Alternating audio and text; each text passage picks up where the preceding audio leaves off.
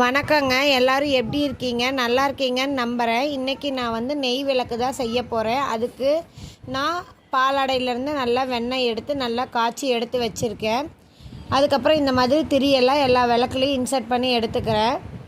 நீங்கள் நார்மல் பஞ்சு திரி கிடச்சா கூட போட்டுக்கோங்க. நான் இந்த மாதிரி திரி எடுத்து இந்த மாதிரி நெய்யெல்லாம் இதில் ஃபில் பண்ணி வச்சுக்கிறேன். நான் இன்றைக்கி ஒரு 108 விளக்கு போல் ரெடி பண்ணியிருந்தேன். எதுக்காகனா கோயிலுக்கு நெய் விளக்கு போடலாம், இங்கே வந்து எங்கள் ஊரில் தேர் திருவிழா அப்படிங்கிறதுனால நெய் விளக்கு போடலாம் அப்படிங்கிறதுக்காக ரெடி பண்ணி எடுத்திருந்தேன். நெய் எடுத்துகிட்டு போய் அங்கே விளக்கு போட்டால் எனக்கு அது வந்து கன்வீனியண்ட்டாக இல்லை, நெய்யெல்லாம் சிந்திடுது. லாஸ்ட் டைமே எடுத்துகிட்டு போய் நிறைய வேஸ்ட் ஆன மாதிரி ஆயிடுச்சு. அதுக்கு மிச்சம் அங்கே போய் எண்ணெய் ஊற்றி இது பண்ணுறதுக்கு டைம் ஆகிட்டு இருந்தது. அதனால் நான் இன்றைக்கி என்ன பண்ணிட்டேன், இந்த மாதிரி நெய் வந்து ஊற்றி ஃப்ரிட்ஜில் வச்சு நல்லா ஒரு அரை மணி நேரம் போல் செட் பண்ணி எடுத்துக்கிறேன். செட் பண்ணி எடுத்ததுக்கப்புறம் பார்த்திங்கன்னா நான் நெய் வந்து கீழே வந்து ஸ்பில் ஆகாமல் இருக்கும். நாமளும் ஈஸியாக கேரி பண்ணி எடுத்துகிட்டு போகிற மாதிரி இருக்கும். நல்லா வந்து ஒரு அரை மணி நேரம் தாங்கும் ஃப்ரிட்ஜில் வச்சு நம்ம எடுத்துகிட்டு போனோம் அப்படின்னா.